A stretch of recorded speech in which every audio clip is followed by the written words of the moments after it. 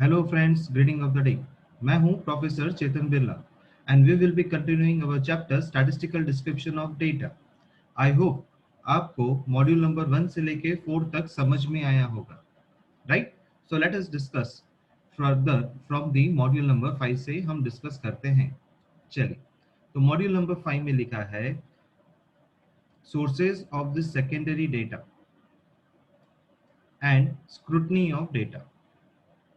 तो sources of secondary data क्या है? First is international source, an organization who is authorized to collect the data from different nations and publish the same is called international source of secondary data. Yes, an organization who is authorized to collect the data from the different nations and उन्हें publish करना same, उनको कहते हैं हम international source of secondary data. Right. So अब इसका example क्या है, जैसे कि हु, world health organization, ILO, international labour organization, IMF, international monetary fund, monetary में MONE, मॉनिटरी फंड हो गया. तो ये सब जो थे इंटरनेशनल सोर्स थे, मतलब कि हम डेटा को कहाँ से ले सकते हैं, जिन्होंने पहले से प्रिंट करके रखा है और अब हम उनसे ले सकते हैं. जैसे कि अगर हेल्थ के बारे में चाहिए तो हम WHO के पास जा सकते हैं, हमें लेबर के बारे में जानना है तो हम इंटरनेशनल लेबर ऑर्गेनाइजेशन के पास जा सकते हैं, राइट. तो IMF है, International monetary Fund. Okay, so now we move to the government source. So now what is government source? An organization who is authorized to collect information from different parts of India and उन्हें publish करना same, उन्हें कहते हैं government source of secondary data. वो organisation जो collect करती है, जिन्हें ऑथराइज है कलेक्ट करने का information from the different parts of India में से, एंड उन्हें वो इंफॉर्मेशन को पब्लिश करनी है, and that is known as what, government source of secondary data. ISO, जिसे हम कहते हैं Indian Statistical Organisation. CSO, Central Statistical Organisation. Now we discuss about the private and quasi government sources के बारे में डिस्कस करते हैं. जहां पे प्राइवेट एंड quasi गवर्नमेंट दोनों मिलके काम करेंगे. तो some organizations are collecting the data on behalf of government, मतलब कुछ प्राइवेट एजेंसीज गवर्नमेंट के बिहाफ पे इंफॉर्मेशन को कलेक्ट करती हैं under their rules and regulations, किसके, गवर्नमेंट के, एंड वो डेटा पब्लिश होता है बाय दिस एजेंसीज. तो जब वो एजेंसीज डेटा को प्रिंट करती है with the help of government, then that is known as what, private and quasi government source बोलते हैं. ISI, that is Indian Standard Institute. ICAR, जिसे हम बोलते हैं the Indian Council of Agricultural Research. ये एडवांस को हटा दीजिएगा and write down the word agricultural research. NCRT, that is the National Council of Educational, AL लगा दीजिएगा, एजुकेशनल रिसर्च एंड ट्रेनिंग. तो प्राइवेट एंड क्वासी गवर्नमेंट में क्या होता है कि कुछ private organisation with the help of government के रूल्स एंड रेगुलेशन के हिसाब से इंफॉर्मेशन को कलेक्ट करती हैं एंड वो उनको फिर प्रिंट करती है, तो उन्हें हम कहते हैं प्राइवेट और quasi government source. ISI, Indian Standard institute है. ICAR है, the Indian Council of Agricultural research. And NCRT, आप सबने नाम सुना ही है NCRT का, the national council of educational research and training. Okay, now talk about the unpublished data. अब unpublished data क्या होता है कि वो डेटा जो स्कूल की लाइब्रेरीज में, यूनिवर्सिटी की लाइब्रेरीज में रहता है, मतलब उन डेटा को हम एक्चुअली प्रिंट नहीं करते दुनिया के लिए. तो students who collect the information and make the analysis and gives their opinion, suggestion is called researcher. So collected information is classified and then presented by scientific methods से हम उनको present करते हैं. Statistical methods are used for analyzing and conclusions are drawn. तो students, ये कौन कर रहे हैं पब्लिश डेटा? स्टूडेंट्स कर रहे हैं। वो कलेक्ट करते हैं इंफॉर्मेशन और उसका वो लोग एनालाइज करेंगे। वो लोग अपना ओपिनियन भी देते हैं उस सजेशन में, क्योंकि वो लोग ने रिसर्च किया है। तो what ever the information they have collected, उससे हम क्या करेंगे? क्लासिफाइड करेंगे और उन्हें हम फिर प्रेजेंट करते हैं साइंटिफिक मेथड्स। स्टैटिस्टिकल मेथड्स हम लोग यूज किया for analysis and conclusion are drawn, उसमें आप बताएंगे। कंप्लीट इंफॉर्मेशन होती है present by researchers to the university या रिस्पेक्टिव एजुकेशन इंस्टीट्यूट्स में। It is not publish by any publisher, इसे कोई भी पब्लिश नहीं करता है। आज अगर हम बात करें तो जो स्टूडेंट्स होते हैं वो प्रोजेक्ट बनाते हैं, एमबीए के स्टूडेंट्स होते हैं वो भी प्रोजेक्ट्स बनाते हैं, जो पीएचडी करते हैं वो लोग थीसिस लिखते हैं, राइट? तो वो सब क्या होता है, उनके स्कूल की या यूनिवर्सिटीज के लाइब्रेरी में या कॉलेज की लाइब्रेरीज में ही रहती है। उसे कोई भी पब्लिशर प्रिंट नहीं करता, ताकि कोई दूसरे भी सिटी के या कोई दूसरे कंट्री के लोग उसे पढ़ पाए। ऐसा कोई वो पब्लिश करते नहीं है, ना कहीं वेबसाइट पे रखा जाता है, वो सिर्फ अनपब्लिश डेटा होता है। Now we will be discussing the third part, that is what is scrutiny of data.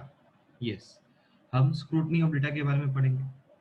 Since the statistical analysis are made only on the basis of data, मतलब डेटा पे किया जाता है।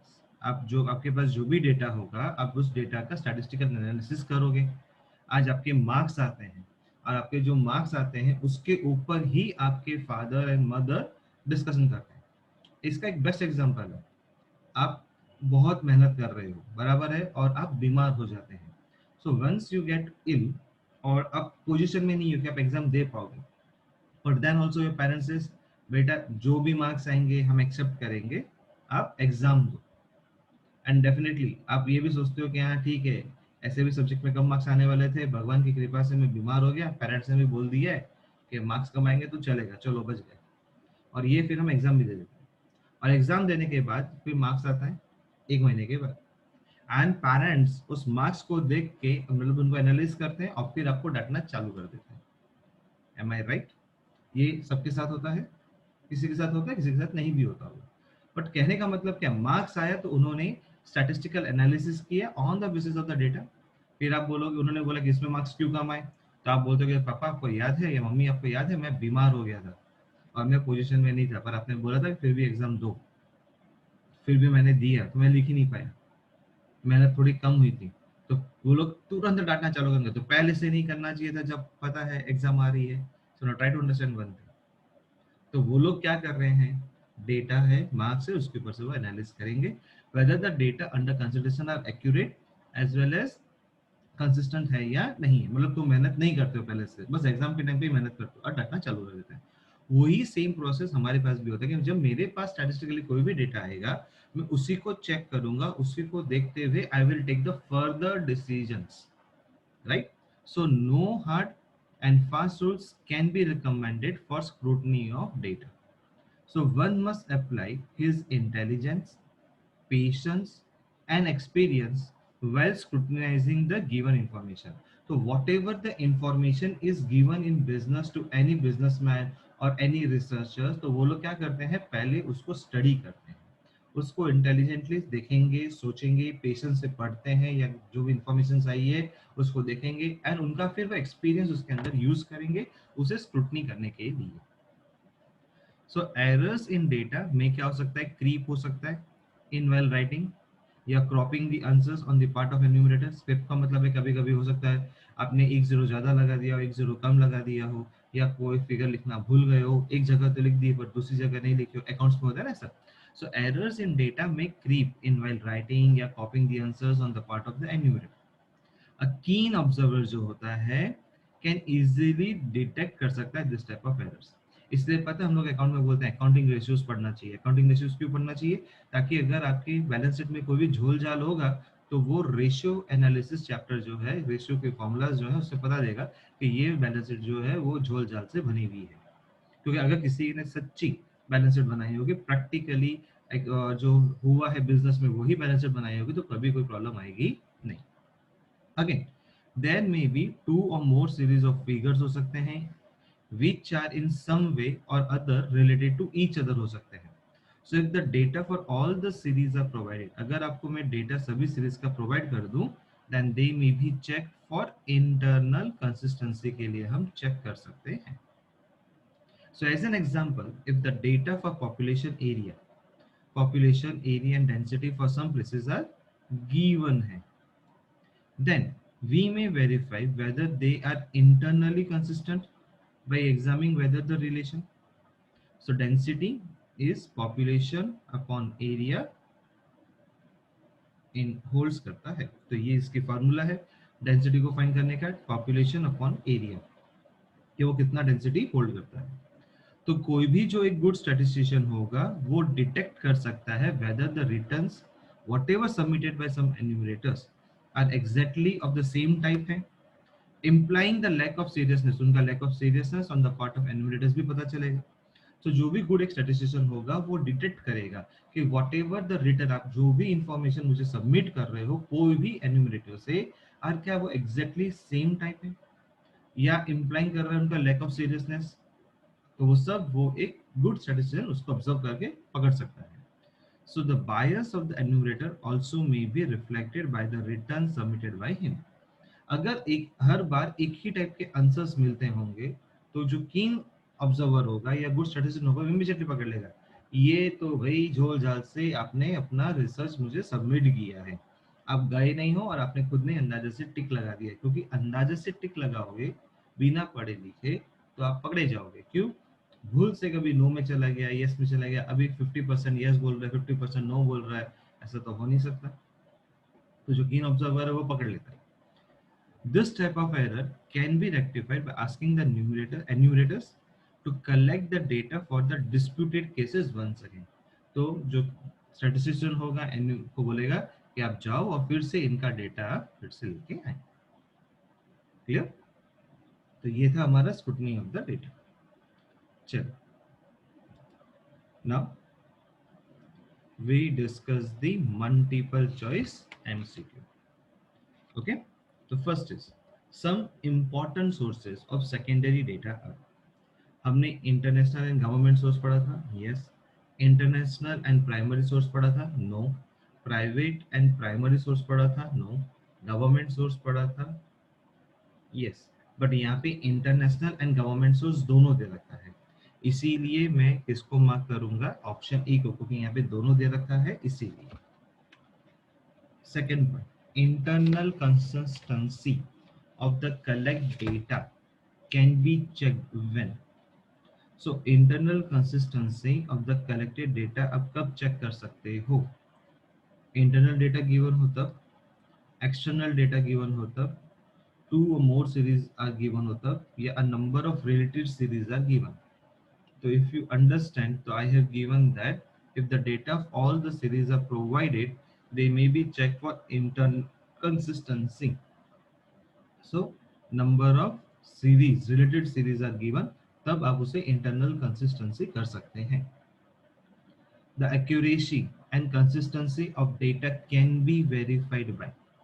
तो आपके पास अगर एक्यूरेसी है, कंसिस्टेंसी ऑफ डेटा है, तो आप उसको किससे वेरीफाई कर सकते हो? तो it can be verified bye scrutiny.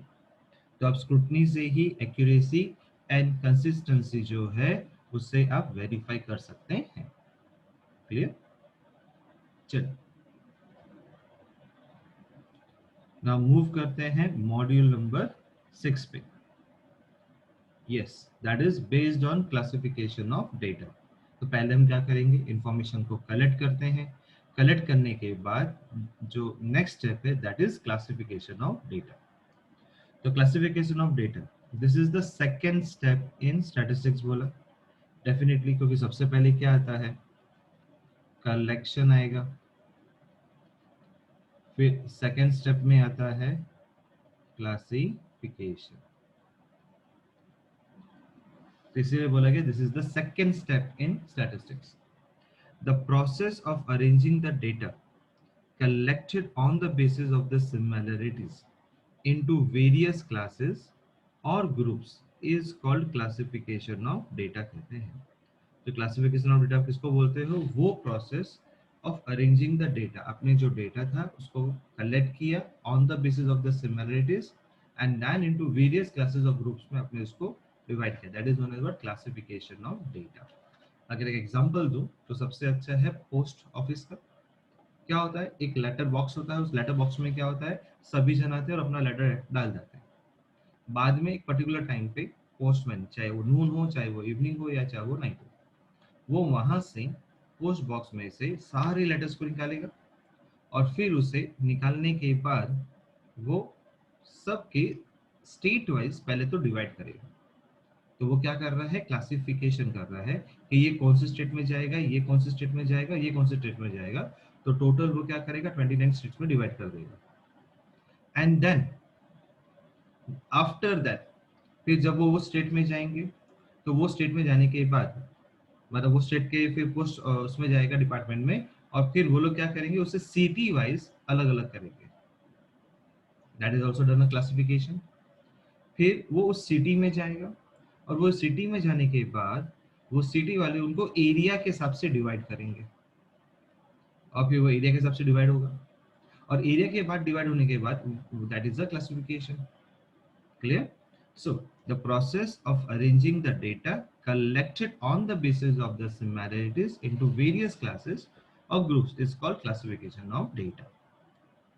Now what is the objective of classification? First, to make the data easy to understand. Second, आप reduce the size of the data कर सकते हो, तो you can do the reduction in the size of data.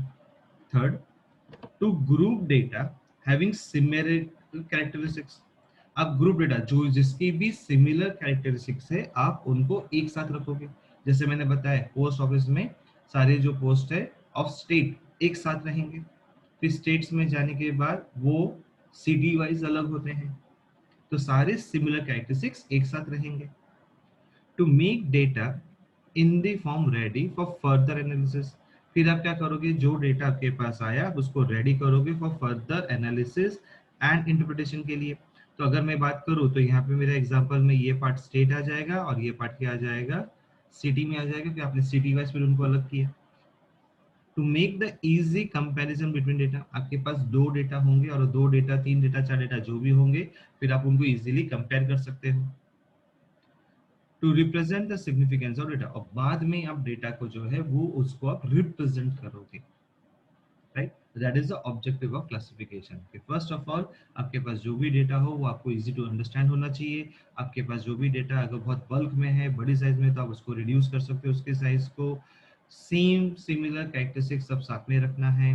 आने के बाद आप उसको further make the data in ready for further analysis and interpretation उनका कर सकते हो। आप कंपैरिजन कर सकते हो कोई भी दो तीन डेटा जो साथ में दे रखा है, एंड बाद में आपको उनको सिग्निफिकेंस रिप्रेजेंट करना, उनका सिग्निफिकेंस ऑफ डेटा क्या है। Now we talk about the types of classification of data. Yes, अब हम डिस्कस करते हैं about the types of classification of data. तो it is used to present the data in a neat, precise and condensed form. तो that means it is use, ये use क्यों होता है, ताकि आप प्रेजेंट कर सको डेटा को आपके नीट, प्रिसाइज एंड एक कंडेंस फॉर्म में। कंडेंस फॉर्म यानी एकदम कम फॉर्म में, आप उसको एकदम अच्छे से समझे ना, प्रेसी राइटिंग, राइट? इंग्लिश ग्रामर में हम लोग बोलते हैं ना प्रेसी राइटिंग, कि पूरा एक पैराग्राफ दे रखा है, उसका प्रेसी राइटिंग हमें लिख के दे, 1/3 पार्ट में पूरा पैराग्राफ क्या बोलना चाहता है, that is the same condense form. Statistical analysis is possible only for the classified data के लिए ही पॉसिबल है। And there are four types of classifications होते हैं। तो first is chronological, temporal or time series data. So when the data are classified in respect of successive time points of interval, then they are known as time series data. So when the data are classified in respect of successive time point of interval, या time point से आपने उस data को represent किया है, then they are known as time series data. The number of students appearing for CA final exam for last 10 years, मतलब आपने last 10 years की इंफॉर्मेशन को प्रोवाइड किया है कि वे 2011, 12, 13, 14 में कितने स्टूडेंट्स ने CA फाइनल एग्जाम दिया है या उसमें अपियर कर रहे हैं। तो आपने उन डेटा को दिया और ऑर्डर में लिख के दिया है, that is first of all 2010 था, 11 था, 12 था, 13 है, 14, 15। ऐसा नहीं कि पहले 2011 लिख दिया, फिर 2016 लिखा, फिर 2012 लिखा, फिर 2018 लिखा, ऐसा नहीं। इन क्रोनोलॉजिकल ऑर्डर में होना चाहिए, इसलिए उसको बोला कि हमने टाइम सीरीज डेटा।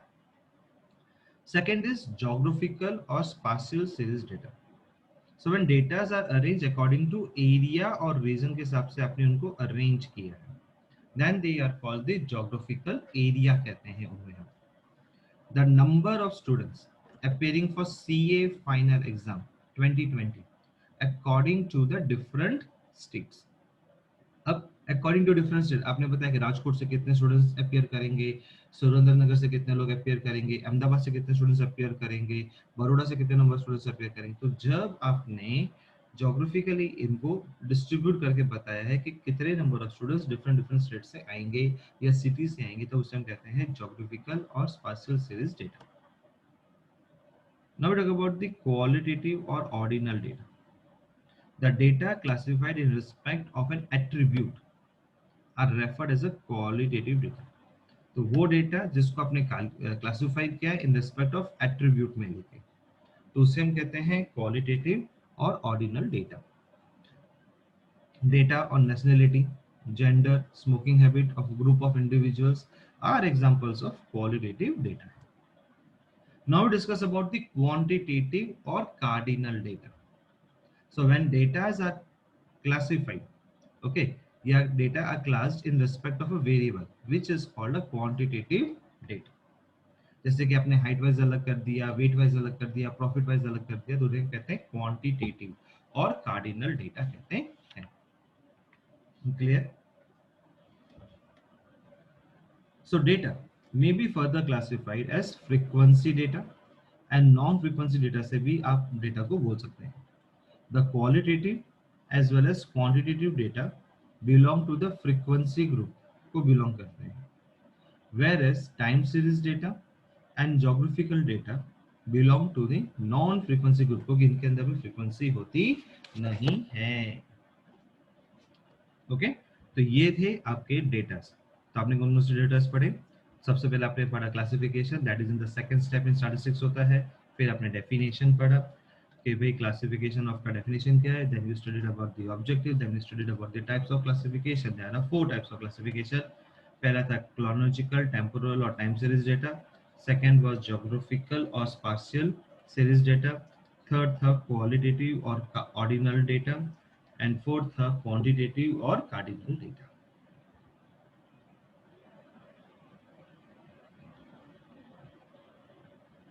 चलिए, now we discuss about the multiple choice questions. तो first is in chronological classification data are classified on the basis of। तो इन chronological classification में डेटा जो है क्लासिफाइड होते हैं on the basis of time होते हैं। Geographical classification means classification of data according to। तो इन जोग्राफिकल क्लासिफिकेशन में हम लोग लोकेशन से डिस्कस करते हैं, वो कौन से रीजन में है, कौन से सिटी में है, that's why we say that it is location. Okay, types of classification. तो कितने टाइप ऑफ क्लासिफिकेशन होते हैं? यस, आपने पढ़ा था ना टाइप ऑफ क्लासिफिकेशन। पहला कौन सा था? क्रोनोलॉजिकल और टेम्पोरल। सेकंड था जोग्राफिकल। थर्ड था क्वालिटेटिव एंड फोर्थ था क्वांटिटेटिव। तो इसीलिए 4 is the answer. Following series is of the type. अब ये जो सीरीज आपको दे रखी है वो कौन सी सीरीज है? डिस्क्रीट है, इंडस्ट्रियल है, ज्योग्राफिकल है या टाइम सीरीज? तो you have been given see place. Word क्या दे रखा है?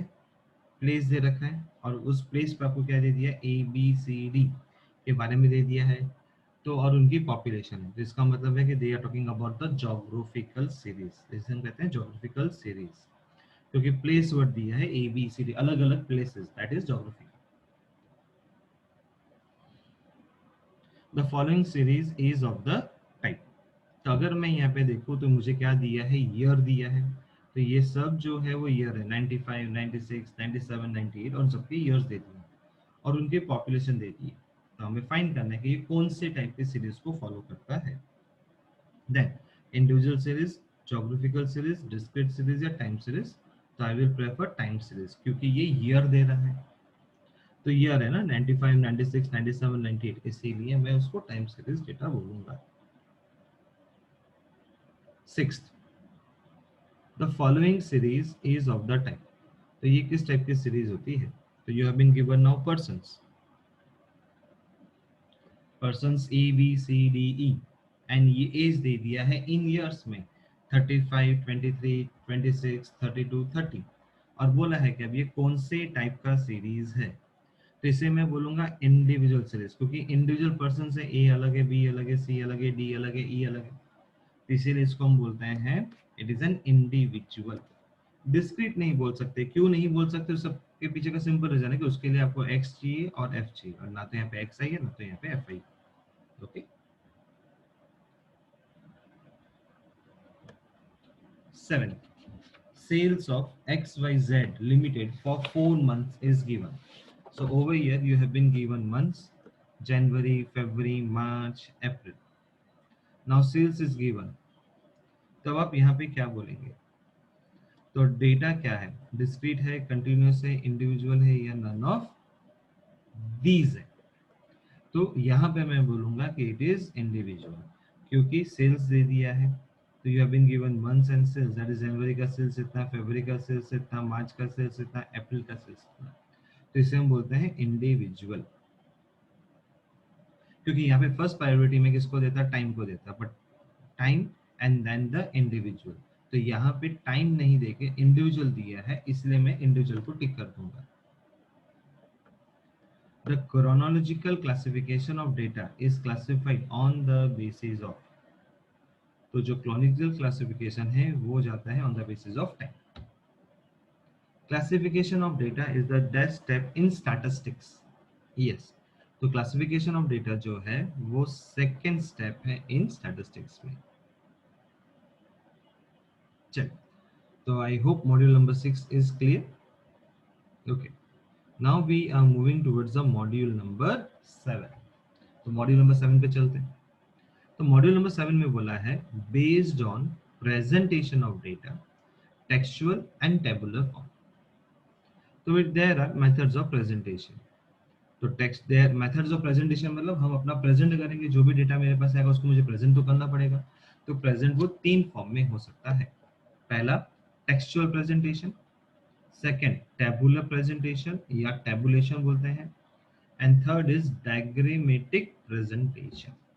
यस, उसे हम क्या बोलते हैं? डायग्रामेटिक प्रेजेंटेशन बोलते हैं। तो अब हम एक एक करके डिस्कस करते हैं। तो सबसे पहला है हमारा textual presentation. Information is presented in the statements or textual forms, then it is called a textual method of presentation कहते हैं। तो यहाँ पे क्या होता है कि आपका जो भी इंफॉर्मेशन होगा वो प्रेजेंट किस में होगा? इन दी पैराग्राफ फॉर्म में होगा, या स्टेटमेंट फॉर्म में होगा, या टेक्सचुअल फॉर्म में होगा। It is dull मोनोटोमस।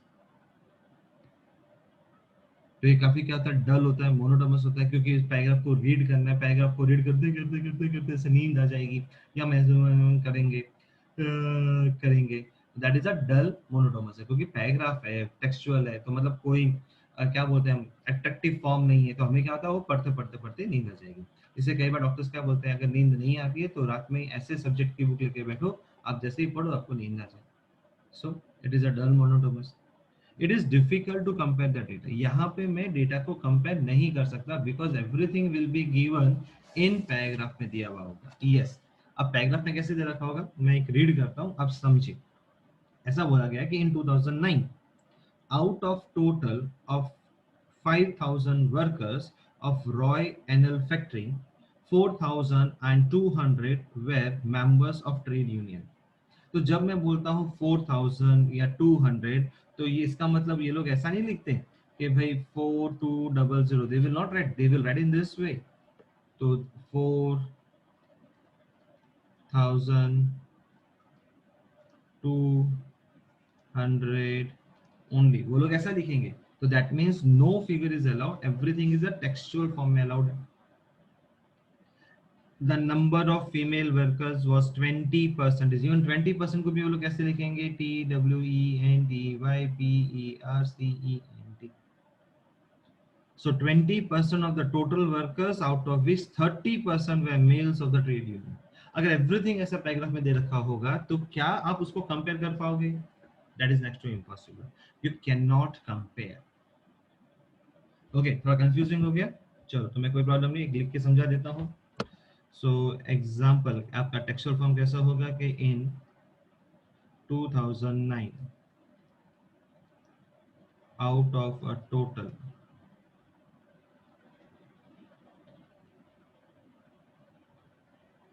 5,000 workers of Roy NML factory,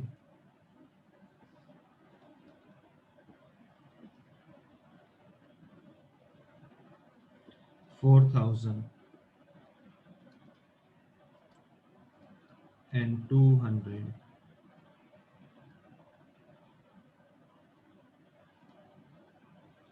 were members of a trade union. The number of female workers was 20% the percent of the total worker,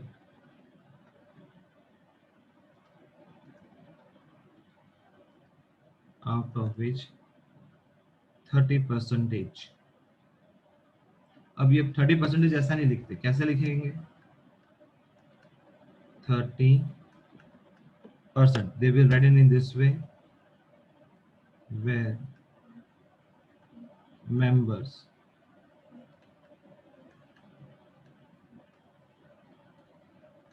of the trade union. तो इस तरीके से paragraph के अंदर होगा। अब ये paragraph में होगा तो ये क्या होगा? डल मोनोटोनस होगा, कुछ समझ में नहीं आएगा, बिकॉज ये 30% ऐसा नहीं लिखते हैं ना, इसीलिए। राइट, तो इसे हम कहते हैं टेक्सचुअल प्रेजेंटेशन।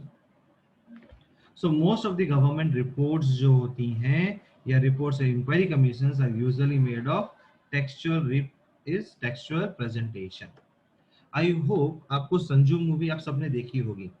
संजू मूवी में जब संजय दत्त जेल जाता है और जेल जाने के बाद उसका फ्रेंड उसे घर पे आता है, तो संजय दत्त जब अपना बयान दे रहा होता है तो एक इंस्पेक्टर ने एक टेप को प्रेस कर देता है, मतलब उसको रिकॉर्ड करता है सब स्टेटमेंट्स को, जो भी वो बोल रहा है। और बाद में दूसरे दिन उसका फ्रेंड उसके घर जाता है, तो संजय दत्त के जो फादर थे उन्होंने उसके फ्रेंड को बोला फाइल देते हुए, इसमें इसका सारा बयान है, all information is in this. Right, तो वो क्या था? एक रिपोर्ट थी जिसे हम कहते हैं टेक्सचुअल रिप्रेजेंटेशन। राइट, इवन आप लोग जो न्यूज़पेपर पढ़ते हो तो उसके अंदर भी क्या होता है, वो जो आपको दे रखा है इंफॉर्मेशंस, वो भी क्या है? टेक्सचुअल फॉर्म में है। इवन आपने अपने इकोनॉमिक्स में देखा है कि भाई जो भी आपको आपके पैराग्राफ में ऊपर टेबल में दे दिया जाता है या उसका ग्राफ बना दिया जाता है, उसके बाद में सेम इंफॉर्मेशन हम लोग नीचे लिखते थे, उसी चीज को रिप्रेजेंट करते थे टेक्सचुअल फॉर्म में। तो उसे भी आप क्या बोल सकते हो? टेक्सचुअल फॉर्म में। तो गवर्नमेंट की जितनी भी रिपोर्ट्स होती हैं वो सारी की सारी जो है वो टेक्सचुअल फॉर्म में होती है। आप अगर कोर्ट में जाते हो और कोर्ट में देखोगे तो कोर्ट में जज तो बोल ही रहा है, वकील भी, एडवोकेट जो है वो दोनों क्वेश्चंस कर रहे हैं, पर साथ में एक पर्सन वहां पे एक और आपको देखने को मिलेगा जो टाइपराइटर पे, पहले टाइपराइटर होता था, आजकल कंप्यूटर पे, तो कंप्यूटर पे वो सब लिखते जाएंगे। The advocate number 1 asked, advocate number 2 asked, जज टोल्ड, मतलब जो जो वर्ड उन्होंने बोला, if I am explaining you, if I am explaining, तो वो भी वो उस पर टाइप करेगा, if I am asking you. तो ये सब चीज अगर जज ने खांसी भी खाई होगी ना ऐसे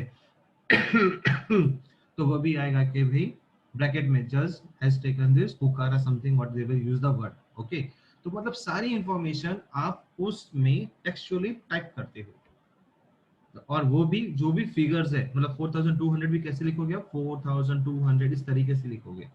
everything is a textual form, know figure form. हाँ, इन 2009 को ये लिखते हैं ये लोग, बाकी नहीं तो इनका मन करता है तो ये भी उसमें डाल देते हैं। चलिए, now after this we move to the tabulation part, right. तो टेबुलेशन क्या है, पर before I move to the tabulation, मैं टेक्सचुअल मेथड के कुछ मेरिट्स पॉइंट कुछ बोलना चाहूंगा, जिसे आप देख सकते हो आपके page number, not the page number, चलो एक काम करो, आप लोग अगर लिखना चाहो तो लिख भी लीजिएगा, मैं बोलता हूं। The merit of this mode of presentation lies in its simplicity, and even a layman can present data by this method. The observation with exact magnitude can be presented with the help of textual presentations. Furthermore, the type of presentation can be taken as the first step towards the other methods of presentation. तो other methods of presentation जो है उनसे पहला जो step आता है that is always the textual presentation होता है। Textual presentation however is not preferred by a statistician simply because it is dull monotonous, and comparison between different observation is not possible in this method. Okay, तो ये था हमारा textual method. Now talk about the tabulation. So tabulation क्या है ना, tabulation में यह table form में होता है, मतलब आपने जो भी इंफॉर्मेशन पैराग्राफ में बोली उसको हम टेबल के फॉर्म में प्रेजेंट करते हैं। Okay, so the process of arranging the classified data in systematic order of rows and columns is called tabulation कहते हैं। It is the best method of presentation and most accurate method बोला गया है। तो क्या है, बेस्ट मेथड ऑफ प्रेजेंटेशन है, most accurate method बोला है। It facilitates the comparison between rows and columns. तो आप यहाँ पे रोज एंड कॉलम्स प्रेजेंट करते हैं और उनको आप क्या कर सकते हो, कंपैरिजन भी कर सकते हो। Okay, now before I move further I have to know first के how many types of tables are there. Yes, तो कितने टाइप के टेबल होते हैं, पहले तो हम ये जान लें कि यहाँ पे दो टाइप के टेबल होंगे, एक होगा सिंपल टेबल और दूसरा होता है कॉम्प्लेक्स टेबल। यस, अब सिंपल टेबल क्या होता है और कॉम्प्लेक्स टेबल क्या होता है, तो पहले उनका डिफरेंस समझ लेते हैं। तो इन सिंपल डेटा और you can say simple table, आप यहाँ लिख देते हो स्टैंडर्ड 9, 10, 11, 12 नंबर ऑफ स्टूडेंट्स, और यहाँ पे आपने लिख दिया नंबर ऑफ स्टूडेंट्स में 150, 200, 300, 350। सो जब आपने इसको टेबल को प्रेजेंट किया एक सिंपल में कि standard and the number of students, तो इसको हम बोलते हैं सिंपल टेबल। यस, अगर आप देखोगे तो सिंपल टेबल में क्या लिखा है, इट रिप्रेजेंट्स वन फैक्टर और वेरिएबल। ओके, फिर इस ये टेबल को हम लोग को टाइटल भी देना पड़ता है, तो हम लोग यहाँ पे क्या लिखते हैं, number of students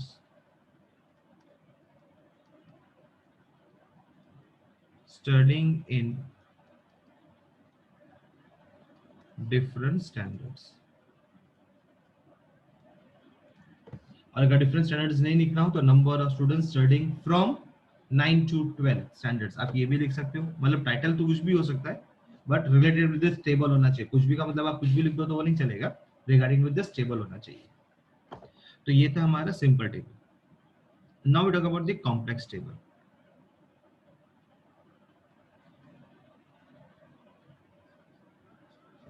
right.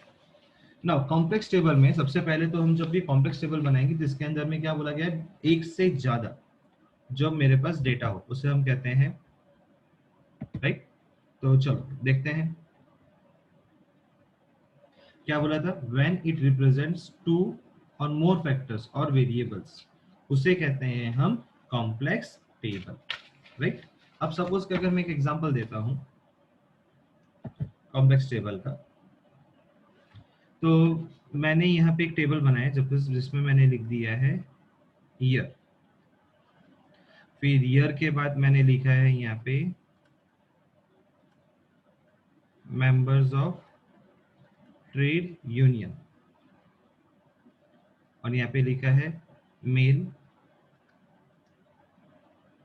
Female and total. यहाँ पे लिखता हूं मैं non member of trade union,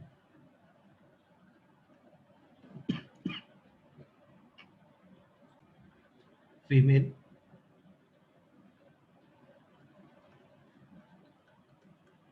total. यहाँ पे टोटल लिख देता हूं मेल फीमेल एंड टोटल। और ईयर यहाँ पे कुछ भी हो सकता है, सपोज इफ आई से 2019 2020, ओके। तो यहाँ पे आप ईयर भी लिख सकते थे। अगर आप यहाँ पे ये नहीं लिखते तो यहाँ पे मैं चाहूं तो क्या लिख सकता हूँ, दूसरा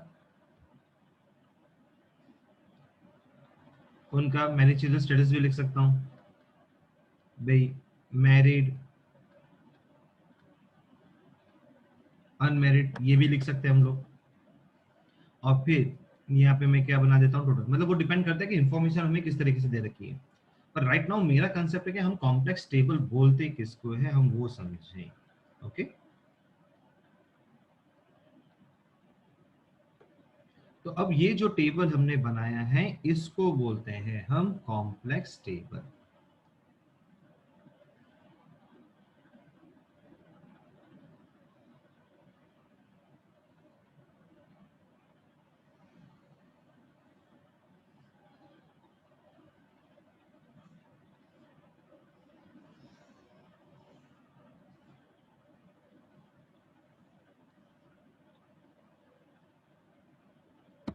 राइट, तो इसको हम क्या बोलेंगे, कॉम्प्लेक्स टेबल बोलेंगे।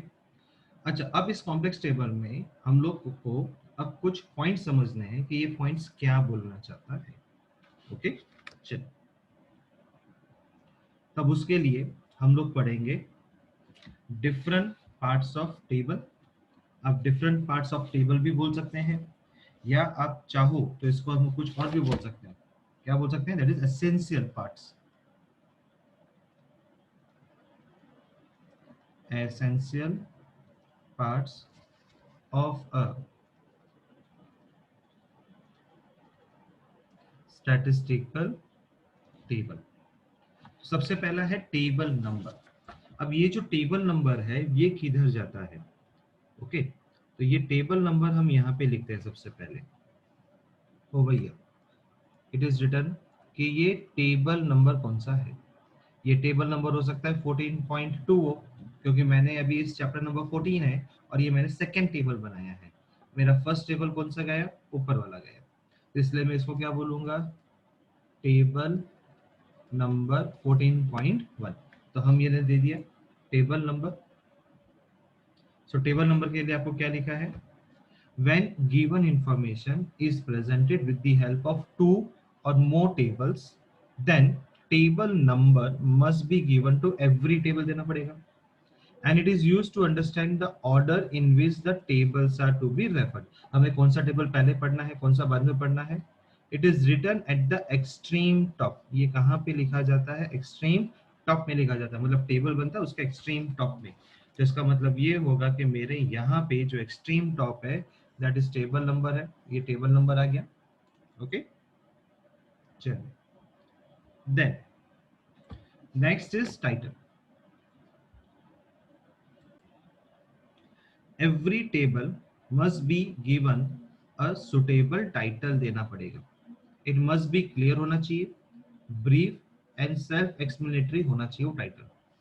टाइटल इज अ डिस्क्रिप्शन होता है of the information presented in the table, मतलब टेबल में क्या प्रेजेंट है ये उसका इंफॉर्मेशन होता है. And it is written at the top of the table but below the table number के नीचे लिखते हैं. तो जैसे कि आज अभी मैंने यहाँ पे लिखा है number of student studying in different standards, तो ये मेरा क्या हो गया, टाइटल हो गया, बराबर है. तो यहाँ पे आपने लिख दिया टेबल नंबर, ये हो गया आपका title.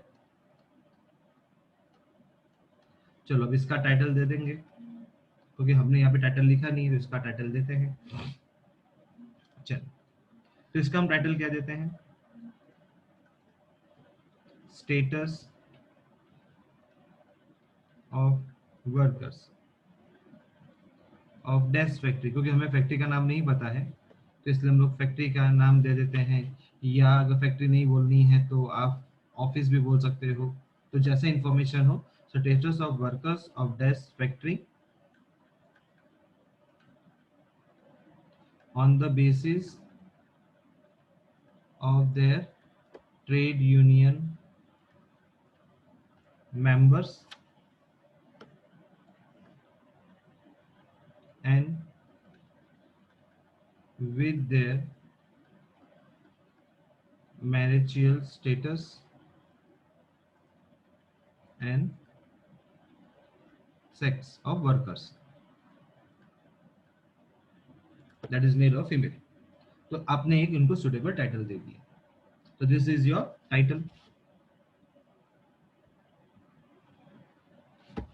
Now we talk about the caption.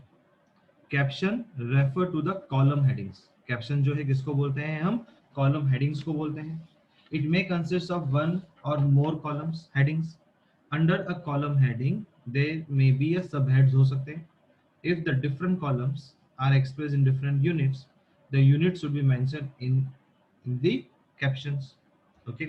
तब यहाँ पे जो आपका कैप्शन है वो किसको बोलोगे आप, चलो.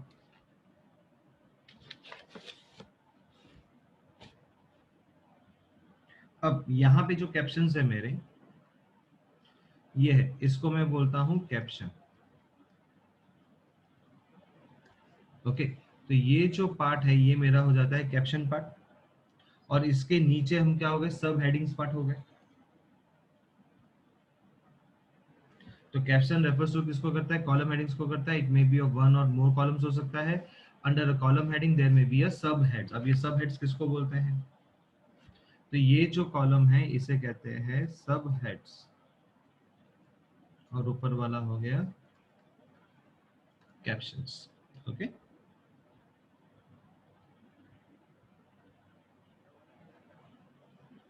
Stub. Stub are the designations of the rows, और रो हेडिंग को कहते हैं. They are at the extreme left and perform the same function of the horizontal rows के लिए करते हैं in a table of the column for a vertical columns of numbers. तो stub हम किसको बोलेंगे, तो इसको हम क्या बोलते हैं, स्टब. और ये सब स्टब एंट्रीज हो जाएंगी जो रो को मेंटेन करेंगी.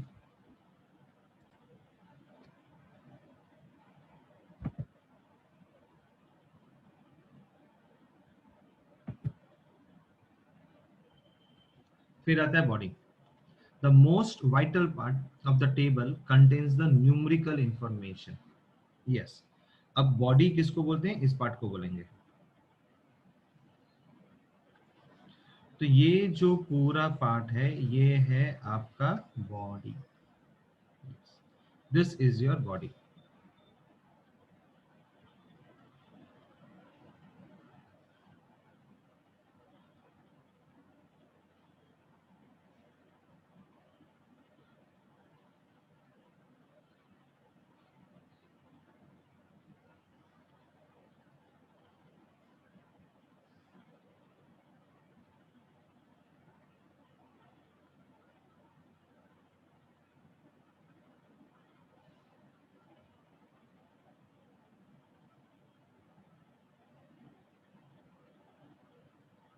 आप बोलते हैं ना बॉडी ऑफ द लेटर, तो ये है आपका body of the letter.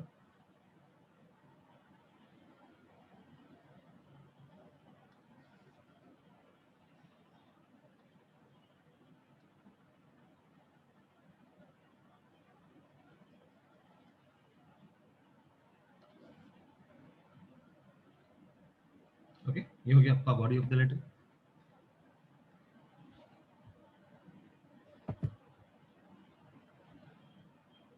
फिर बॉडी के बाद आता है हमारा हेड नोट. अब हेड नोट क्या है? It is a brief explanatory statement relating to the whole table that does not have been included in the title nor in the caption of stubs. Place below the title center and enclosed in the brackets. मतलब कि आज अगर कोई figure बहुत ज्यादा बड़ी हो जाती है तो इसको हम क्या करते हैं, यहाँ पे रिप्रेजेंट करते हैं ऐसे कंबल करके, कोई ये 000 या 00 या 4 zeros, तो इसे हम कहते हैं हेड नोट. क्या बोलते हैं इसको? हम हेड नोट कहते हैं. फिर आता है box head. The box head is the entire upper part of the table, which includes column and sub columns, unit measurement along with the caption. इस पार्ट को हम बोलते हैं क्या? Box head. Yes, that means कि अगर मैं box head के बारे में बात करूं,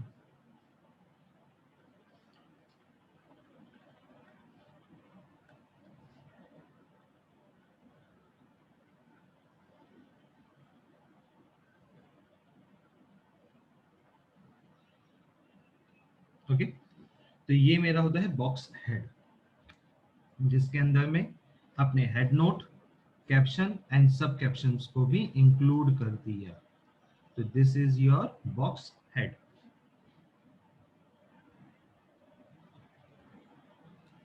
now we talk about the foot note.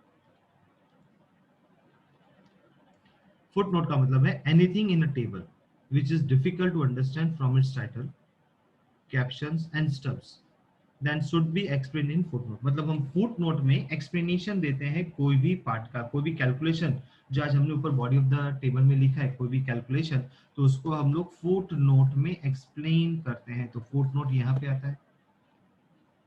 And then comes the source, कि ये टेबल आपने कहाँ से ली या इंफॉर्मेशन कहाँ से ली. So पहले तो footnote है, they are placed directly below the body of the table and it will clarify anything in the table and give the sources of the data कि ये कहाँ से आया.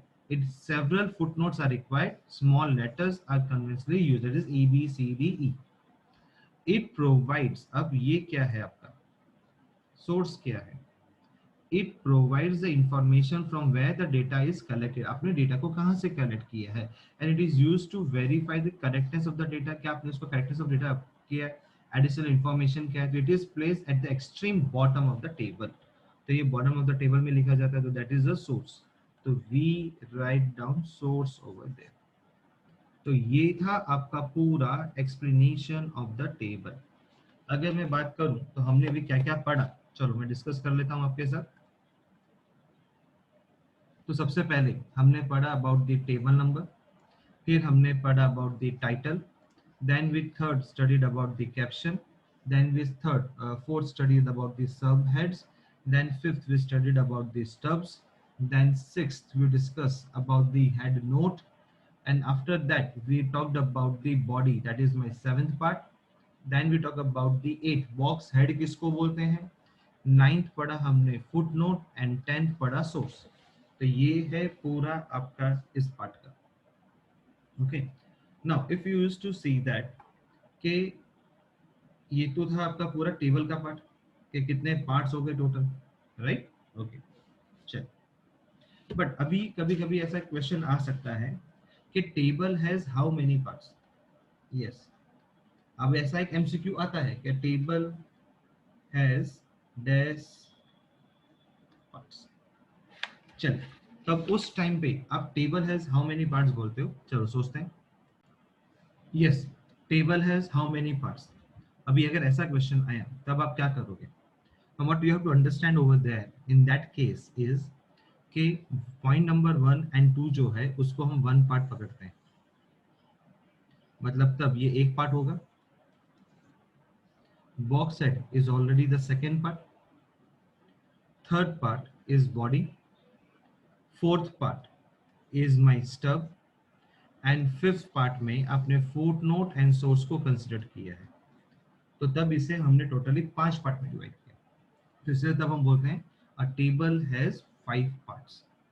तो जब हम पार्ट्स के बारे में बात कर रहे हैं, ऐसे 10 है पर 10 को हमने 5 पार्ट में डिवाइड किया है। अब क्या होता है कि टेबल नंबर एंड टाइटल जरूरी नहीं होता कि एवरी टाइम टेबल नंबर हो, एक ही टेबल हो तो जरूरत नहीं भी होती, तो टाइटल तो जरूरी है, that is one thing. Now अब फुट नो हेड नोट जो है, अब हेड नोट भी कंपलसरी नहीं होता कि एवरी टाइम चाहिए।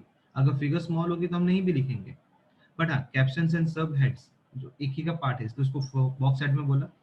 बॉडी तो डेफिनेटली चाहिए। फोर्थ स्टब आ गया।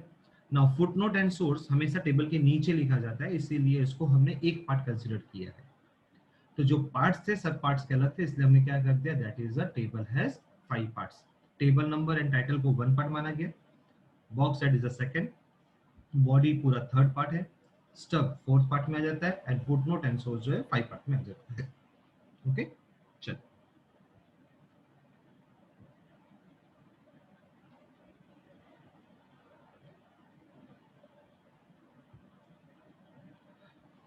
हमने जो पढ़ा अभी तक वो सब यहाँ पे आ ही चुका है, राइट। और एक छोटा सा स्पेसिमेन है, हम सबसे पहले क्या लिखेंगे, टेबल नंबर लिखेंगे, फिर टाइटल लिखेंगे, देन हेड नोट है, सब हेडिंग्स, सब entries, caption caption, column heading, body of the table, source, foot note, right. तो ये सब हो गया आपका एक पार्ट। नाउ अब ये सब हेडिंग क्यों बोला, क्योंकि कभी कभी आप लोग इस तरीके से डिवाइड करते हो ना, तो इसको इसको बोला गया सब headings. Now discuss about the module number 8। तो हम डिस्कस करते हैं। तो मॉड्यूल नंबर 8 में क्या लिखा है, based on classification of data textual and tabular पे जाना है। तो मल्टीपल चॉइस क्वेश्चंस क्या है, first the mode of presentation of data are. तो हम mode of presentation of data के बारे में अगर बात करेंगे तो that is textual, tabulation and diagrammatic होता है। तो 3 पार्ट में आपका ये डिवाइड किया गया था।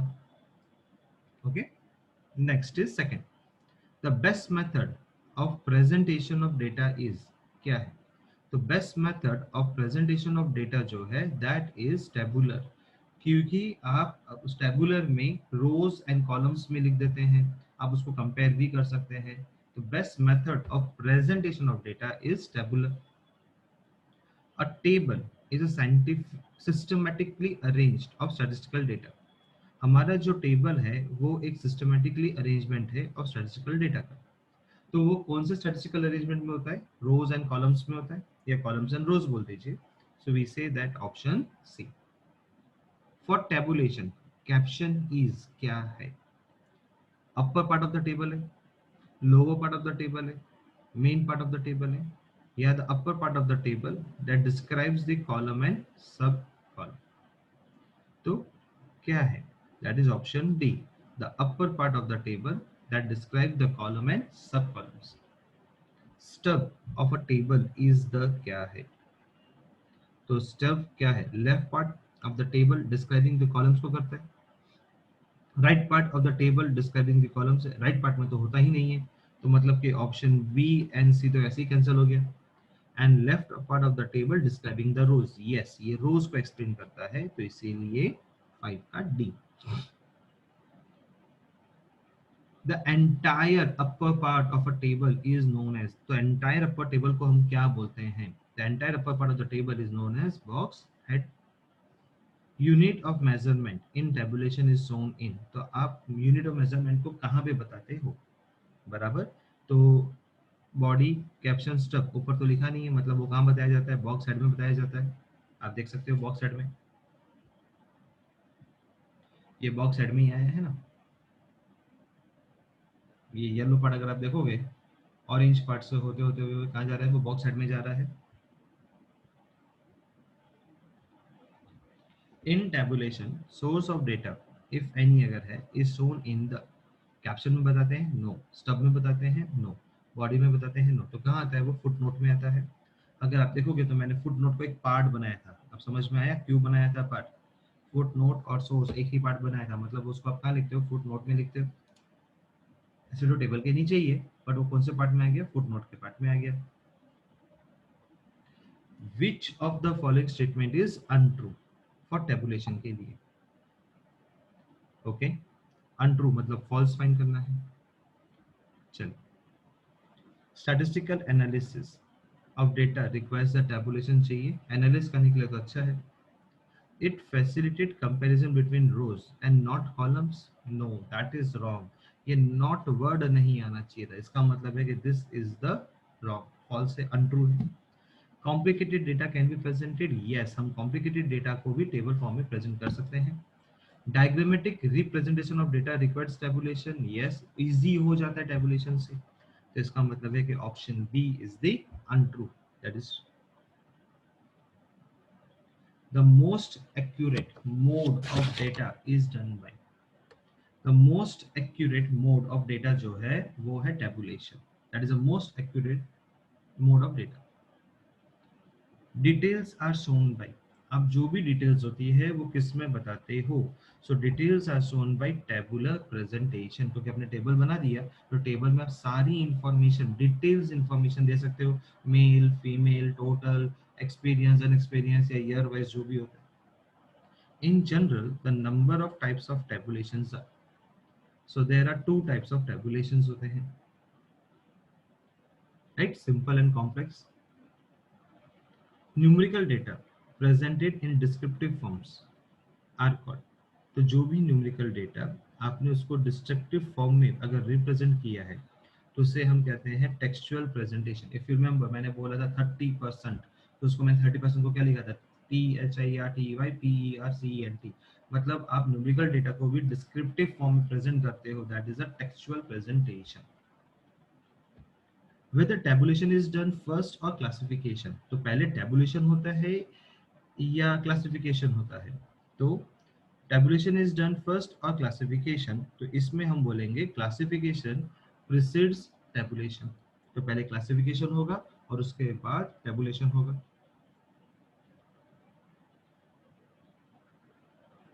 फिफ्टीन, सिंपल टेबल रिप्रेजेंट्स क्या करता है. That is only one factor of variable represent करेगा. Complex table represents what, that two और मोर फैक्टर्स ऑफ वेरिएबल्स. यहाँ पे ऑलवेज ऑलवेज नहीं आएगा. दैट इज टू और मोर फैक्टर्स ऑफ वेरिएबल्स हो सकता है. The column headings of a table are known as, उनको हम क्या बोलते हैं, कॉलम हेडिंग्स को कैप्शंस बोलते हैं. All the column headings of the table are known as, उन्हें हम क्या बोलते हैं, कैप्शंस बोलते हैं. All the column headings of the table are known as caption. Table has dash part. देखो आ गया, मैंने बोला था ना कैसे एमसीक्यू आएगा. अ table has 5 parts. Classification is the dash step in tabulation. चलिए सोचिए क्या होगा, मैं वेट करता हूँ आपकी. हाँ, classification is the dash step in tabulation. सोचो सोचो क्या होगा. Yes, classification is the first step in tabulation या classification is the second step in tabulation. तो क्लासिफिकेशन क्या है, first step in the tabulation है. ओके, यहाँ पे कलेक्शन नहीं आएगा. That collection will not be given. Okay, classification is the first step in tabulation. Tabulation में सबसे पहले आपको क्या करना है ये बोला है, that is classification. Now we will be discussing on based on diagrammatic representation of data पे. So based on diagrammatic representation of data. Diagrammatic presentation. The presentation of the statistical data through charts, diagram and picture is the another attractive and alternative method. Like the first two methods of representation of data. Diagrammatic representation can be used for both educated and uneducated section के लिए भी हम use कर सकते हैं for the society. Yes, हमारा जो representation है स्टैटिस्टिकल डेटा उसको हम चार्ट्स, डायग्राम्स एंड पिक्चर से भी अट्रैक्टिव एंड ऑल्टरनेटिव मेथड से प्रेजेंट कर सकते हैं. बाकी के unlike the first two methods of representation of data में diagrammatic representation can be used for both educated and uneducated section. मतलब जो लोग अनपढ़ लोग हैं वो भी डायग्राम, चार्ट्स या पिक्चर से पहचान सकते हैं. फर्दरमोर कोई भी हिडन ट्रेंड होगा वो प्रेजेंट हो जाता है इन डेटा में, and hence can be noticed only in this mode of representation. That is, first, it is most attractive method of presentation होता है। तो क्योंकि इसमें जब आप ग्राफ बनाओगे, चार्ट बनाओगे या बार डायग्राम्स बनाओगे, कुछ भी बनाएंगे, तो वो क्या होता है कि अट्रैक्टिव फॉर्म बन जाता है। इन दिस मेथड में आप चार्ट्स, डायग्राम्स एंड पिक्चर्स को यूज कर सकते हो, and diagrams are always less accurate भी होता है, क्योंकि ये आपको सिर्फ हिडन ट्रेंड तो बता देगा कि आप ऊपर गए नीचे गए, बट वो एग्जैक्ट फिगर नहीं बता पाएगा। तो इसीलिए ये इसका एक वन ऑफ द लिमिटेशन भी है कि डायग्राम्स आर लेस एक्यूरेट है। Now discuss about the types of diagrams. तो पहला आता है वन डायमेंशनल। वन डायमेंशनल में आएगा लाइन, बार। सेकेंड डायमेंशनल में आता है rectangle, square, circles, pipe. Three dimensional में आता है cubes, cylinders, piers, and fourth में आता है पिक्टोरियल। नाउ लाइन को हम दूसरे नाम से भी बोल सकते हैं, यस।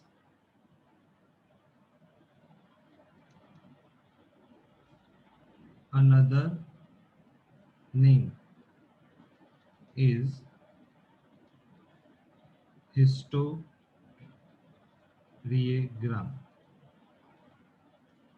ओके, तो लाइन को हम क्या बोल सकते हैं? अनदर नेम इज हिस्टोरियोग्राम भी बोलते हैं।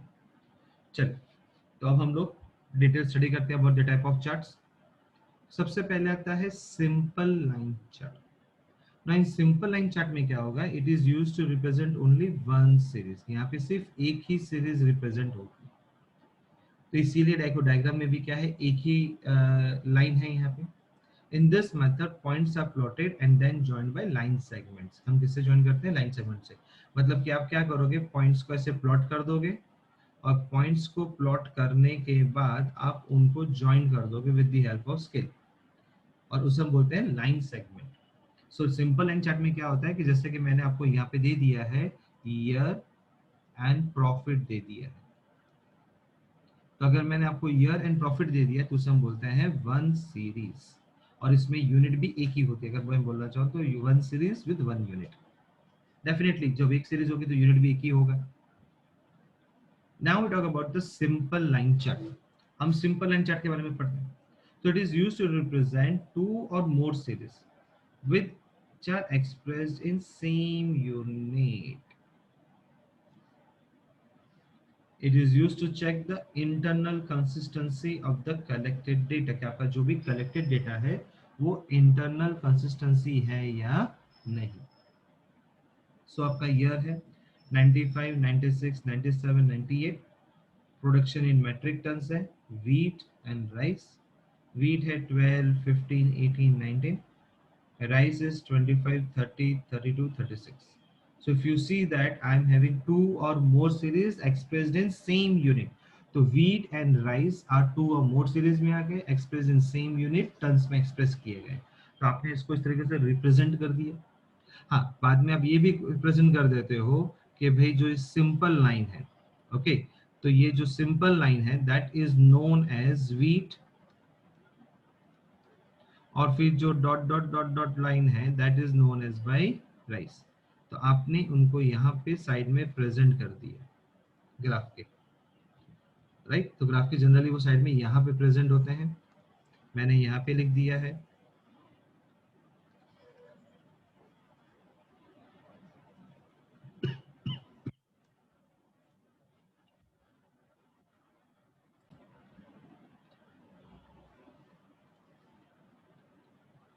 चलो, जो सिंपल लाइन है वो वीट है, और जो डॉटेड लाइन है वो राइस को रिप्रेजेंट करती है। तो ये हो गया मेरा मल्टीपल लाइन चार्ट, जिसको आपने एक ही ग्राफ पे प्रेजेंट कर दिया। डू नॉट वरी, एग्जाम में आपको ग्राफ आने वाला नहीं है बनाने, आपके सिर्फ ये नॉलेज के लिए दिया गया है। ओके, तो ये था सिंपल लाइन चार्ट सबसे पहले। अब आपने पढ़ा फिर multiple line chart. Now we talk about the multiple axis chart. Word है axis. So it is used to represent two or more series which are expressed in different units. यहाँ पे unit जो होते हैं वो डिफरेंट होते हैं। Okay, so that is there are two और मोर वर्टिकल एक्सेस हो सकते हैं। So that means if I talk about the year I have been given 1, 2, 3, 4, production in KGs आपको दे दिया गया है 10,000, 15,000, 25,000, 20,000. Profit in lakhs. So what I mean to say over here is this is your kgs and this is in rupees.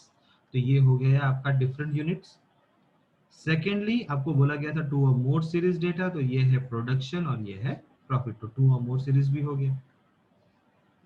तो अब यहाँ पे क्या हुआ कि आपने ऑन वन एक्स साइड आपने केजी को लिख दिया, मतलब इसको एक्सप्रेस कर दिया है, और दूसरी साइड आपने रुपीज मतलब कि आपने प्रॉफिट एंड प्रोडक्शन को लिया और बीच में लिखा ईयर को, और आपने इस तरीके से कंपेयर किया. Okay, so now if I use to say that जो स्ट्रेट लाइन है वो अगेन आपको किसको रिप्रेजेंट कर रहा है, प्रोडक्शन को रिप्रेजेंट कर रहा है, आपको यहाँ पे स्पेसिफाई कर देना है. और जो dot dot dot dot line है वो प्रेजेंट कर रहा है प्रॉफिट को.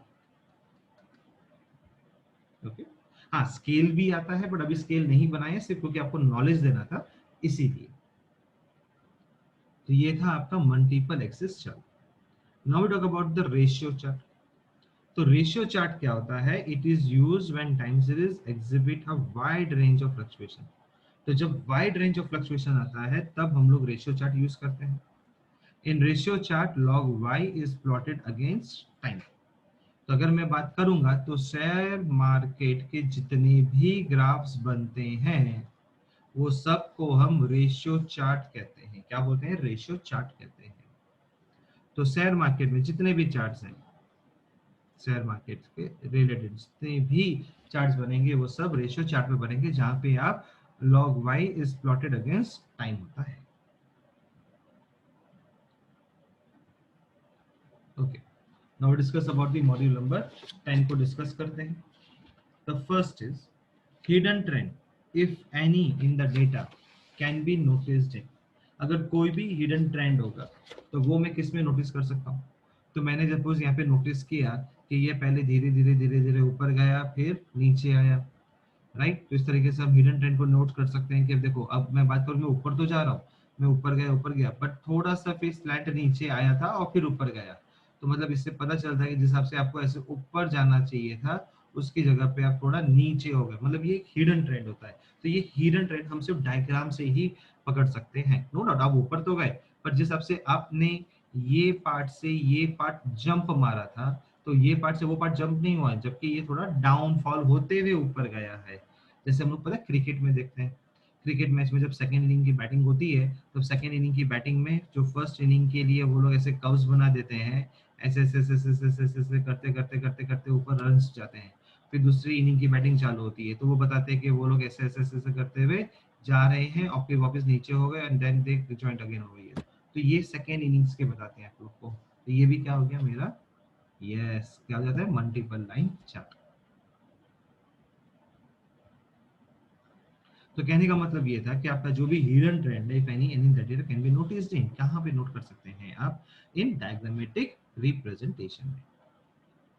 Diagrammatic representation of data is done by, कौन करता है, डायग्राम्स करता है, चार्ट करता है, पिक्चर्स करता है, यस ऑल दिस करते हैं. The charts use logarithm of the variable is known as, जो लॉगरिथम चार्ट यूज करता है, लॉगरिथम टेबल यूज करता है उसे हम कौन सा चार्ट कहते हैं, रेशियो चार्ट कहते हैं. Multiple line chart is applied for, multiple line chart कहां पे अप्लाइड होता है. तो मल्टीपल लाइन चार्ट में लिखा है कि when two or more time related time series when the variables are expressed in same unit. Yes, so option B is the answer. Different के लिए वर्ड एक्सेस आता है, multiple axis chart. Bar diagrams are dash dimensional diagrams. तो वो कौन सा dimensional diagram है, 1 2 3 या मल्टी. So bar diagrams are the one dimensional diagrams. Multiple axis line chart या axis line chart is concerned with there is more than one time series, the units of the variables are different, a और b या a and b. yes, ये बहुत important है. तो multiple जो axis line chart है that is more than one time series होना चाहिए और साथ में वो डिफरेंट भी होना चाहिए, मतलब दोनों कंपलसरी है, इसलिए वर्ड क्या आएगा, एंड. और का मतलब क्या हो जाएगा, दोनों में से कोई भी एक, दोनों में से कोई भी एक नहीं चाहिए, हमें दोनों ही चाहिए, इसीलिए ऑप्शन डी को मार्क करना होगा. इन टू डायमेंशनल डायग्राम में both height and with is consider, only height is consider या ओनली विथ इज कंसिडर। तो इन टू डायमेंशनल में हम लोग बोथ हाइट एंड विथ दोनों को कंसिडर करते हैं। That's why option C is the answer. The most attractive method of data presentation is diagrammatic. तो जो मोस्ट अट्रैक्टिव मेथड है डेटा का प्रेजेंट करने का वो है diagrammatic.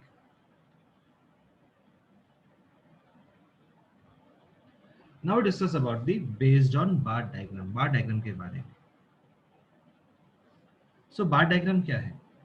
Bar diagram are the most common type of diagram used in practice में होता है। Yes, bar diagrams are the most common type of diagrams जिसे हम यूज करते हैं इन प्रैक्टिस में, and they are called the one dimensional because it is the only length of the bar that matters, not the width. उसकी width matter नहीं करेगी, उसकी length हमारे लिए मैटर करती है। तो सबसे पहले आप पढ़ोगे इन टाइप्स ऑफ बार डायग्राम में about the horizontal bar diagram. आप हॉरिजॉन्टल बार डायग्राम के बारे में पढ़ेंगे। चलो, तो हॉरिजॉन्टल बार डायग्राम क्या बोलता है? It is called that it is used to represent qualitative data or data which is related to space or area। तो ये क्वालिटेटिव डेटा के लिए यूज होता है और साथ में हम डेटा को यूज करते हैं फॉर द स्पेस और एरिया के लिए। That is a horizontal bar diagram.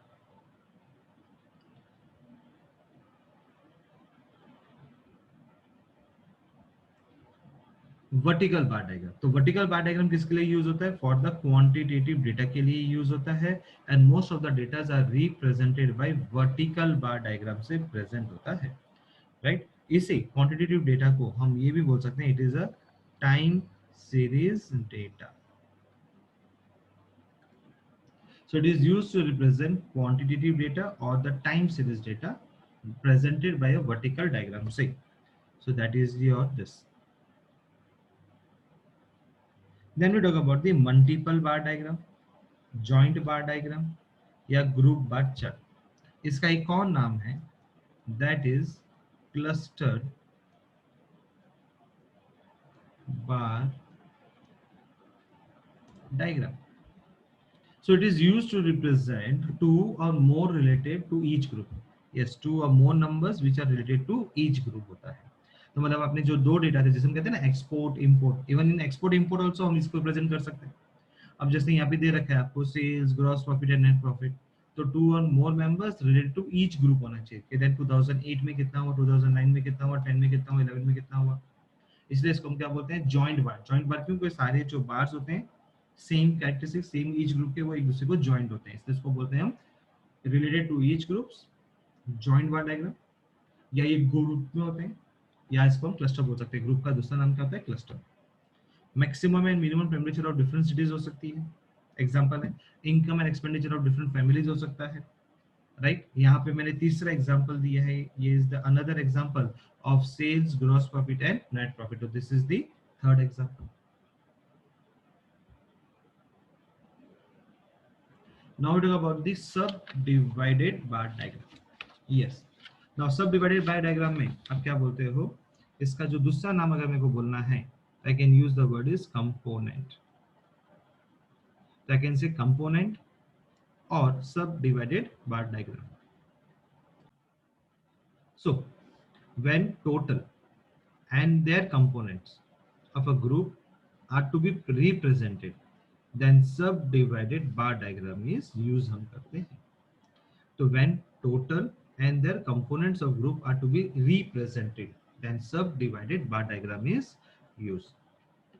और in another words आप ये भी बोल सकते हो in another words में कि they are applied for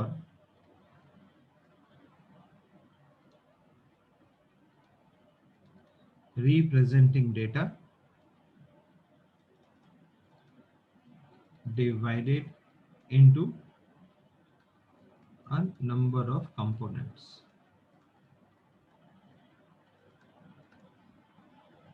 So total students of different divisions and number of boys and girls in each divisions। तो आपने क्या किया? उनको डिवाइड कर दिया है, तो किसी में ज्यादा भी हो सकते हैं, किसी में कम भी हो सकते हैं, बराबर है। ये ये दूसरा एग्जांपल है जहाँ पे एग्रीकल्चर और industry, this is the example number 2। ये दूसरे ऊपर एग्जांपल नंबर 1 था कि अब नंबर ऑफ स्टूडेंट्स और different division of number of boys and girls. अब number of boys and girls का हो तो सपोज ये भी हो सकता है कि सपोज मैं यहाँ पे बोलता हूँ A division, B division and C division, and I am having over here 10, 20, 30, 40, 50 and 60, और मैंने ए में ले लिया है 50 है, मतलब टोटल 50 है, उसके अंदर में 25 बॉयज थे, 25 गर्ल्स थे। सी है, उसके अंदर में 40 बॉयज है, 20 गर्ल्स है। 50 के अंदर में 40 बॉयज है एंड ये गर्ल्स है। तो मतलब ये जो पार्ट है शेडेड पोर्शन, तो मैं यहाँ पे रिप्रेजेंट कर दूंगा कि जो शेडेड पोर्शन है वो बॉयज के लिए है, जो प्लेन पोर्शन है वो गर्ल्स के लिए है, राइट। सो कहने का मतलब क्या है कि जब हम सब डिवाइडेड बार डायग्राम इसी को बोलते हैं। अब अगर हम लोग यहाँ पे नोट करते हैं तो देखो ये 58.6 था, ये 58.8 है, ये 58.6 है, ये 58.5 है, 58.7 है, 59.3 है, 58.9 है, 57.5 है, 57.5 है, तो दैट 7। तो दैट मींस ये सब अलग अलग अलग अलग अलग है, राइट। और ये उनके हो गए। तो when total and their components of group are to be represented, that sub divided by हम लोग यूज कर सकते हैं। Okay, now talk about the percentage bar. अब परसेंटेज बार क्या होता है, ये इसका दूसरा नाम क्या है? मैं परसेंटेज बार का दूसरा नाम बोलता हूँ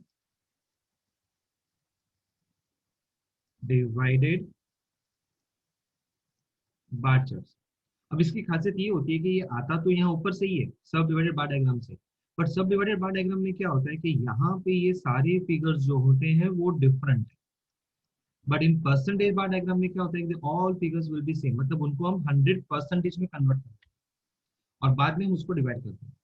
So percentage bars are particularly useful in statistical work, which requires a portrayal of relative changes in data चाहिए।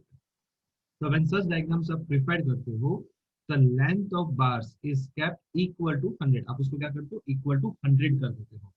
And segments are cut, आप उसके segments को cut भी कर दोगे in this bars, ताकि आप represent कर सको components को percentage of an aggregate। तो आप क्या करते हो, keep at equal 100 कर दोगे और उसको divide कर दोगे। Okay, now we talk about the two dimensional bar diagram. हम टू डायमेंशनल बार डायग्राम के बारे में बात करेंगे। तो टू डायमेंशनल बार डायग्राम में अब क्या क्या आएगा, तो हम लोग ने पहले तो चीज ये मुझे बताओ कि टू डायमेंशनल में हम लोग ने पढ़ा क्या, कि जब हम लोग ने पढ़ा था कि there are one dimensional, two dimensional, तो टू डायमेंशनल में क्या क्या आएगा, तो रेक्टेंगल्स आएंगे, स्क्वायर्स आएंगे, सर्कल्स आएंगे एंड पाई, बराबर है। सो इन टू डायमेंशनल में when the length and width of bar is considered, तो यहाँ पे length and width of bar is considered, then it is called two dimensional bar diagram. In such cases the area of the bars presents करेंगे given data को, and it is also called as area diagram, जिसको हम area diagram भी बोल सकते हैं, बराबर, and surface diagram भी बोल सकते हैं। The different types of two dimensional diagrams are pie chart, rectangle, square diagrams को कहते हैं। The most widely used, yes, the most widely used as pie diagram or pie chart, it is also called as circle diagram भी कहते हैं। now pie diagram and circle diagram को पढ़ते हैं। as the name suggests, name खुद बोलता है, a circle is used to represent the given data। आप एक सर्कल लेते हो और उसको रिप्रेजेंट करते हो गिवन डेटा को। a circle is divided into number of sectors representing the different components of a variable। yes, sectors किसको बोलते हैं, आपने कभी पिज्जा खाया है? yes, खाया ना।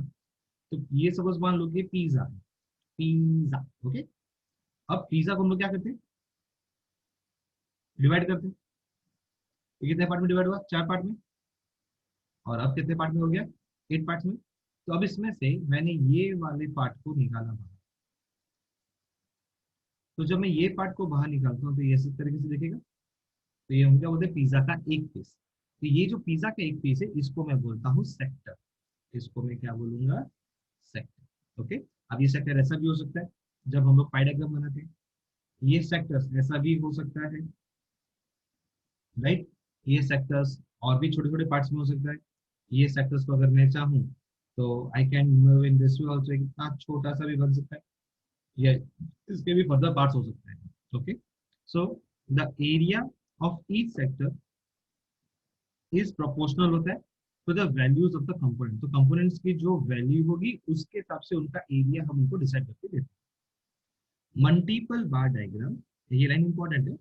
Multiple bar diagram and subdivided diagram can also be used when there are more than two components of variate are there. But when the number of components are large, then pie diagram best माना गया है। तो मतलब अगर 4-5 हो तब उस time पे पाई डायग्राम को मैं बेस्ट मानता हूँ। कई जन 3 के ऊपर भी लेके जा सकते हैं। देखो 2 हो तब तक ठीक है मेरे हिसाब से, मल्टीपल बार डायग्राम या सब डिवाइडेड बार डायग्राम 2 या 3 के लिए ठीक है। और अगर उससे ज्यादा हो तो हमें क्या यूज करना चाहिए, पाई डायग्राम यूज करना चाहिए। वो आपके मेरे ऊपर डिपेंड करता है। In this component values are converted into angle. सबसे पहले मुझे इन्हें एंगल्स में कन्वर्ट करना है। तो एंगल्स में कन्वर्ट करने के लिए मैं क्या बोलूंगा, angle is equal to, formula है ये, फॉर्मूला हमें लर्न करनी है। Okay, so values of a component divided by total value into 360 degree. Okay, now अब इसका एक एग्जांपल है कि draw pie diagram for the following data. तो कितने कंपोनेंट्स हैं, 1 2 3 4 5 कंपोनेंट्स है। इन 5 कंपोनेंट्स को मैं कन्वर्ट करूंगा डिग्री में सबसे पहले। तो I have been given amount in rupees. तो मटेरियल कॉस्ट है 70, लेबर कॉस्ट है 63। What is my first step, मैं सबसे पहले तो टेबल को कॉपी करूंगा। My first step will be table को कॉपी करूंगा। Material cost 70, second labour cost, third है factory expenses, administrative expenses, salary expenses. After copying the table, मतलब मैंने टेबल को कॉपी करा यहाँ से लेके यहाँ तक, तो ये मेरा फर्स्ट स्टेप हो गया। Then my second step would be to make the total of the amount. Third step में मैं लिखूंगा एंगल इन डिग्री। अब फिर मैं फॉर्मूला यूज करूंगा, तो कैसे होगा, 70 डिवाइडेड बाई 200 इंटू 360 डिग्री। ये डिग्री वर्ड आएगा, क्यों आएगा डिग्री, क्योंकि हमारा जो सर्कल होता है ये 360 डिग्री है। ये 360 डिग्री को मुझे डिग्री में कन्वर्ट करना पड़ेगा, इसलिए मैं डिग्री वर्ड यूज करता हूँ। तो 360 डिग्री करेंगे, सबसे बेस्ट ऑप्शन क्या होगा कि आप 0 एंड 0 को कैंसिल कर दें, राइट। ये जीरो भी कैंसिल हो गया, 2 एंड 18, सो 18 इंटू 7 करेंगे, यू विल गेट 126 डिग्री। ओ, आपके पास तो कैलकुलेटर है तो आप तो कैलकुलेटर से भी कर सकते हो। 70 मल्टीप्लाई 360 डिवाइडेड बाई 200, तो भी आपका आंसर हो जाएगा। और आपने सबको कन्वर्ट किया। ओके, ना इसका टोटल याद रखना है कि 360 डिग्री होना चाहिए। फिर आप क्या कर सकते हैं, तो आपने सबका टोटल मार्के चेक कर ही लिया होगा कि 360 डिग्री आता है कि नहीं आता है, and then your diagram will mean this. But unfortunately आपको पाई डायग्राम बनाना नहीं है, आपका एमसीक्यू का क्वेश्चन आने वाला है, ये सिर्फ उसको समझाना था। हाँ, हमें कैलकुलेशन में ये लोग कभी कभी समझ ऐसा पूछ सकते हैं कि भाई जो हाईएस्ट डिग्री है 126 डिग्री और जो सबसे स्मॉलेस्ट डिग्री है 18 डिग्री, उनके बीच का डिफरेंस कितना है।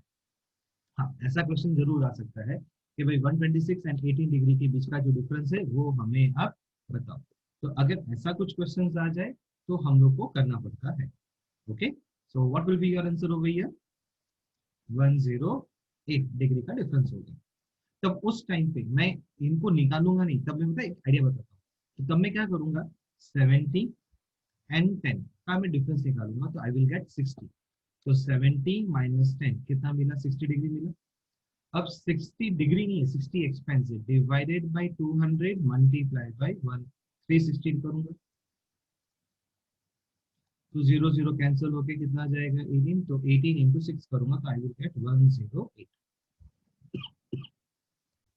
तो मैं उस टाइम पे ये शॉर्टकट लूंगा, इंस्टेड ऑफ फाइंडिंग द दोनों का डिग्री, मैं एक ही बार डिग्री फाइंड करूंगा और हाईएस्ट माइनस लोएस्ट कर दूंगा। ओके, चलिए अब हम अप्लाई करते हैं MCQ questions based on this. Vertical bar diagram is applicable when. तो वर्टिकल बार डायग्राम हम कब यूज करते हैं, तो वर्टिकल डायग्राम कब यूज होता है, when the data are of quantitative. Divided bar chart is considered for. तो डिवाइड बाय चार्ट जो है वो कब कंसीडर करते हैं, Comparing different components of a variable, yes. The relation of different components to the total, yes. So we say that option D, क्योंकि दोनों compulsory है इसीलिए. चलिए third, cost of sugar in a month under the heads of raw materials, labor, direct production, and others.